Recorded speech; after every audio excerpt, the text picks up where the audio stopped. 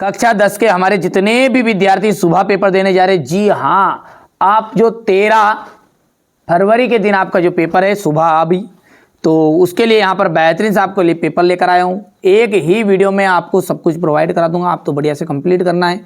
इस वीडियो से ही आपको 50 से 60 नंबर के चांस रहेंगे। चलिए शुरू करते हैं।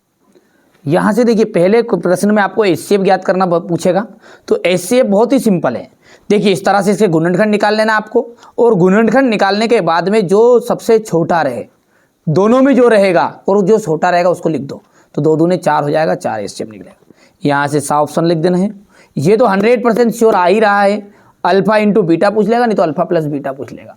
तो अल्फा इंटू बीटा के नाम से आ जाएगा, गुणनफल को कहते हैं सी बटा है, और इसका जाएगा माइनस का बी बटा है। यहां से इसका एक्स अक्ष से बोलेगा तो आपको किसकी दूरी बतानी है, बोलिए, वाई का मान बताना है। यदि वाई अक्ष से बोलता तो फिर एक्स का मान बताना, तो यहां पर 3 वाई का मान आ जाएगा। पहला हमेशा एक्स रहता है, दूसरा वाई रहता है। 20 करनी 3 मीटर है और ऊंचाई उसकी 20 है, तो ये सोल्व करोगे तो इस तरह से आ जाएगा और आंसर आपका 30 डिग्री आ जाएगा। त्रिज्या आर वाले, तो इसका आपका आंसर दा ऑप्शन राइट रहने वाला है, क्योंकि कम समय बचा हुआ है आपके पास में, जितना हो सके रिवीजन है, फास्ट फास्ट कर लेना है। यहाँ से इंग्लिश मीडियम वाले बच्चे बढ़िया से कंप्लीट करेंगे हमारे। ये हो गया इतना। आगे बढ़ते हैं और रिक्त स्थानों को देखते हैं। पहला है, एक ऐसा समीकरण जिसका आलेख एक सरल रेखा होता है उसे अपन रेखिक समीकरण कहते हैं। समीकरण 3x² माइनस 2x प्लस 1/3 का में वियुक्त का जो है वो शून्य है। यहाँ से सार्वंतर माइनस का 1 हो रहेगा। सर्वांग सम त्रिभुज समरूप होते हैं। किसी बिंदु की वाई अक्ष से दूरी भुज कहलाती है। स्पर्श बिंदु से जाने वाली त्रिज्या स्पर्श रेखा पर लंब होती है। ये यहाँ से आपको देखना है बढ़िया से। इतना हो गया। आपकी सही जोड़ी है ना। समरूप चतुर्भुज हो गया वर्ग। मूल बिंदु से x, y के बीच की जो दूरी है वो आपकी बन जाएगी ये यहाँ पर करनी में x² प्लस y²। ठीक है भैया, क्योंकि यहाँ पर x1 और y1 ये जो फॉर्मूला होता है ना, दूरी सूत्र का फॉर्मूला इस तरह का होता है, x2 माइनस x1 की power 2 plus y1 minus y2 minus y1 की पावर 2, इस तरह का रहेगा। अब यहाँ पर जो इनका मान है वो मान अपन एक का 0 रख देंगे, है ना। क्या रख देंगे, कोई भी एक चीज का मान, x1 का मान 0 रख दिया, यहाँ पर y1 का मान 0 रख दिया, तो ये आपका x2 जो हो जाएगा x के बराबर हो जाएगा, यानी x² आ गया, और y2 y के बराबर हो जाएगा, इसलिए ये आंसर निकल कर आएगा। ठीक है, क्योंकि 0 रख दिया, एक मान अपन है ना, कोई सा भी 1 को बना लो या 2 को बना लो, बात वही है, और बाकी एक x हो जाएगा। यहाँ पर साइन 0 डिग्री, देखिए साइन 0 डिग्री का जो मान होता है वो 0 ही होता है। ये हो गया आपका तीसरा। 1 प्लस cot² थीटा, इसका आ जाएगा, ये सर्वसम्मी का है, कोसेक स्क्वायर थीटा। tan 45 का मान होता है 1। ठीक है, इसके बाद है शंकु का आयतन। शंकु का आयतन है आपका 1/3 πr²h, ये आपका छठा हो जाएगा। ठीक है भैया, यहां से आप देख सकते हैं। बढ़िया से आपको कंप्लीट करना है, जो चीजें मैं बता रहा हूं वही परीक्षा हाल में आपको देखने को मिलेगी भी, सही ऐसा नहीं है ना। यहां से देखिएगा, पहले का तो आपका स्क्वायर आ जाएगा, ये वर्ग। दूसरे का आपका ये यहाँ पर, तीसरा साइन 0 डिग्री का 0 आ गया था। 1 प्लस cot² थीटा का आ जाएगा आपका कोसेक स्क्वायर थीटा, ये आपका 4th नंबर वाला। tan 45 का मान होता है, tan 45 का मान होता है 1, और ये आपका 6 आ जाएगा। आप तो बढ़िया से कंप्लीट करो। मैंने कहा ना, जो बच्चा मेहनत करेगा, अच्छे से अंक प्राप्त करना चाहता है, तो मैं जितनी चीजें बता रहा हूं ना उनको आप तो अच्छे से कंप्लीट कर लो। दृष्टि रेखा की परिभाषा लिखिए, देखिए ठीक है, वस्तु और हमारी आंख को मिलाने वाली रेखा, क्या लिखेंगे अपन, वस्तु और हमारी आंख को मिलाने वाली रेखा ये कहलाती है आपकी दृष्टि रेखा कहलाती है। ठीक है भाई, चलिए, वृत्त के चाप की लंबाई का फॉर्मूला आपको बताना है। तो वो होता है वृत्त की चाप की लंबाई का फॉर्मूला होता है 2πr थीटा बटा 360। अर्धगोले के आयतन का फॉर्मूला होता है 2/3 πr क्यूब। माध्यिका का फॉर्मूला एम इक्वल हो जाएगा एल निम्नतम सीमा, ठीक, वर्ग अंतराल की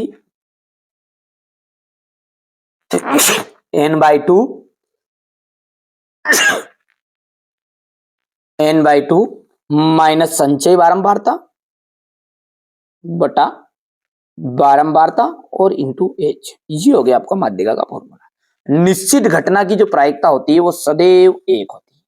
कितनी होती भैया? एक। ये आपको ध्यान से करना है, ठीक है। बढ़िया से कंप्लीट करो। ये हमारे इंग्लिश मीडियम वाले बच्चों का मैंने भर दिया है पहले से, ताकि आपको कोई दिक्कत ना आए, परेशानी ना आए, क्योंकि ये जो चैनल है आपका है, मेरा नहीं है, ये आपका है।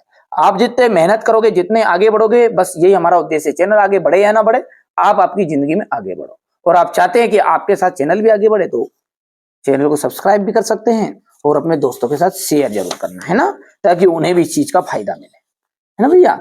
आपको अच्छी मेहनत करना है, बस हमारा उद्देश्य यही है कि आप अच्छे अंक प्राप्त कर लो, इसी में हमारा जीवन सार्थक हो जाएगा। चलिए आगे बढ़ते हैं। अब देखते हैं सत्य सत्य। प्रत्येक पूर्णांक जो होती है क्या प्राकृत संख्या होती है? तो इसका मतलब क्या है, पहले तो मतलब समझिए। पूर्णांक कहां से शुरू होता है? जिनमें प्लस की और माइनस की दोनों संख्याएं ऐड हो, यानी माइनस का 2 भी पूर्णांक में आ जाएगा और प्लस का 2 भी आ जाएगा। अब प्राकृत क्या है? जिसमें केवल प्लस ही प्लस हो। अब बताओ आप मेरे को कि 2 मैंने बोला तो ये तो पूर्णांक भी है और प्राकृत भी है, लेकिन मैंने बोल दिया माइनस का 3, अब ये प्राकृत नहीं है। तो ये बोल रहा है प्रत्येक पूर्णांक क्या प्राकृत संख्या होती है? तो ये बात क्या होगी? सत्य। x² माइनस 4x है प्लस 4 इक्वल 0 के मूल बराबर है। बिल्कुल सत्य बात है, क्योंकि यदि हम इसका सॉल्यूशन करेंगे और सोल्व करेंगे तो b² माइनस 4ac का फॉर्मूला लगाएंगे, ठीक है। 0 आएगा उत्तर तो आपका मूल बराबर होगा। तो यहां पर देखिए 0 उत्तर लाने के लिए क्या माइनस का 4 की घात 2 हो जाएगा, -4 इंटू ए का मान है 1 इंटू सी का मान है 4, 4 चुकू 16 -16, क्योंकि ये घात 2 से प्लस का हो गया है तो आ गया, 0 नहीं आया, आ गया तो मतलब भैया ये बराबर है। ये समांतर श्रेणी है या नहीं है? तो समांतर श्रेणी का चेक करने का फॉर्मूला होता है अपना a2 माइनस a1, ये d के बराबर। a2 का मान बताओ 2 माइनस 1, 1 आया।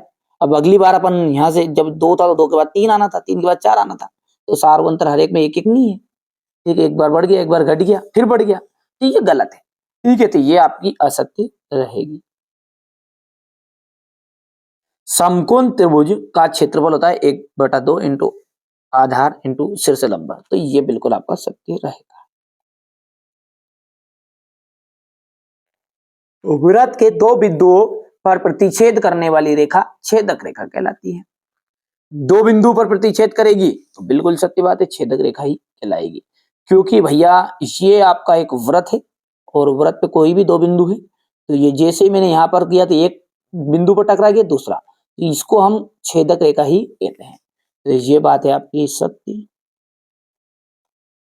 ठीक है। किसी घटना की प्रायिकता 1 से भी अधिक हो सकती नहीं, क्योंकि भले ही वो निश्चित घटना हो ई, भले वो अनिश्चित घटना हो ई नॉट, सबका मान कितना होता है? 1 होता है। तो ये बात आपकी असत्य रहेगी, क्योंकि ये बोल रहा है 1 से अधिक भी हो सकता है। बढ़िया से यहां से देख सकते हैं आप, स्क्रीनशॉट लो, बढ़िया से आप कंप्लीट करो ना, कोई दिक्कत थोड़ी है। ये यहां पर आपका पहला फाल्स था, दूसरा जो है अपन ने ट्रू बताया है, तीसरा जो है आपका फाल्स था, चौथा आपका ट्रू, पांचवा भी आपका ट्रू ट्रू, ठीक है, और छठा जो है आपका बिल्कुल फाल्स बताया था, ठीक है। अब यहां से जो सवाल है इसको ध्यान से देख लीजिए आप, ये सवाल आपके 100% श्योर परीक्षा में आने वाले हैं, ठीक है। तो आप अच्छे से मेहनत करिएगा हिंदी मीडियम के प्लस इंग्लिश मीडियम के। अच्छा 16 क्वेश्चन नंबर जो 6 इसको ध्यान से देख लीजिए। 156 के अभाज्य गुणनफलों के गुणनफल के रूप में व्यक्त कीजिए। ठीक है, इसका पहले तो पेपर देख सकते हैं हमारे इंग्लिश मीडियम और हिंदी मीडियम का, साथ में पूरा सॉल्यूशन अभी मैं आपको पूरा प्रोवाइड कराऊंगा। ये क्वेश्चन नंबर 7 रहेगा कुछ इस तरह का। ये क्वेश्चन नंबर 8 हो गया है शून्य का लिए। ये क्वेश्चन नंबर 9 है, हो गया इतना। इसके बाद में क्वेश्चन नंबर 9 का अथवा। ये क्वेश्चन नंबर 10 रहेगा। ये 11 है। ये क्वेश्चन नंबर 12 हो गया भैयू। इसके बाद में क्वेश्चन नंबर ये 12 का अथवा। ये 13, ये यहाँ से ये 14वां 15वां बढ़िया से स्क्रीनशॉट, क्योंकि पूरी पीडीएफ भी तो अपने को देखनी है।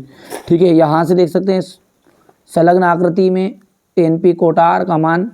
ये क्वेश्चन नंबर 16 है। 100% गारंटी, यदि जो बच्चा मेरे द्वारा बताए गए प्रश्नों को कंप्लीट करके जाएगा ना, सफल हो जाएगा बिल्कुल। मैथ्स की तो मैं डंके के चोट पे कह दूं, पूरे प्रश्न फंसेंगे एक एक। ठीक है, आप तो आपकी जहां भी कोचिंग पढ़ रहे हो, जहां कोई से भी टीचर हो, उनसे एक बार पूछ लो कि सर ये आने वाले है कि नहीं है, कितने आईएमपी है, वो खुद बता देंगे आपको कि हाँ 100% आएंगे रे इनमें, तो यही तो प्रश्न आने वाले हैं, ये खुद देंगे जवाब। वो पूछ लो भले, कोई दिक्कत थोड़ी है। ये क्वेश्चन नंबर 19 है। ठीक है, 19 के बाद में ये यहाँ से क्वेश्चन नंबर 19 का अथवा। ये 20 अथवा 21 हो गया। 21 के बाद में ये क्वेश्चन नंबर 21 का अथवा रहेगा। क्वेश्चन नंबर 22 हो गया भैया। ये क्वेश्चन नंबर 22 का अथवा रहेगा, हो गया। इसके बाद में ये क्वेश्चन नंबर आपका 23।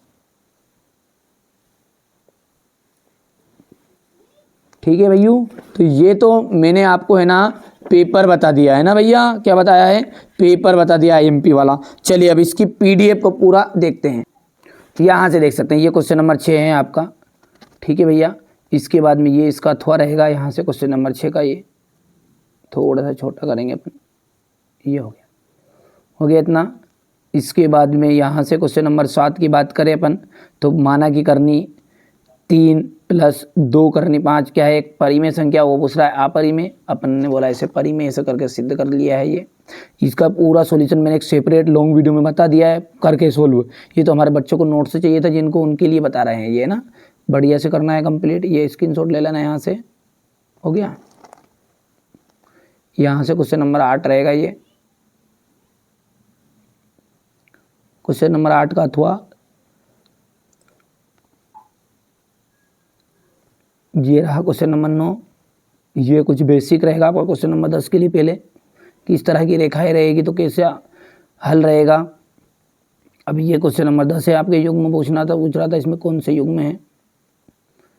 ये आपका 10 का अथवा है, 2 बार करके आएगा वो, हो गया इतना। फिर इसके बाद में ये यहाँ से ये क्वेश्चन नंबर 11 आपका। ये क्वेश्चन नंबर 11 का था, पहले से ही देख लो। ये क्वेश्चन नंबर 12।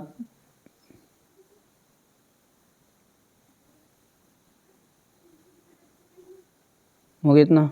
इसके बाद में ये यहाँ से ये क्वेश्चन नंबर 12 का थोड़ा रहेगा यहाँ से। ठीक है भैया, इसके बाद में क्वेश्चन नंबर ये 14वां।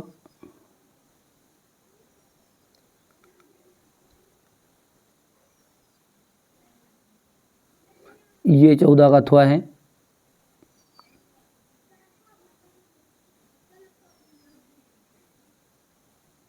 इतना हो गया है। इसके बाद में ये क्वेश्चन नंबर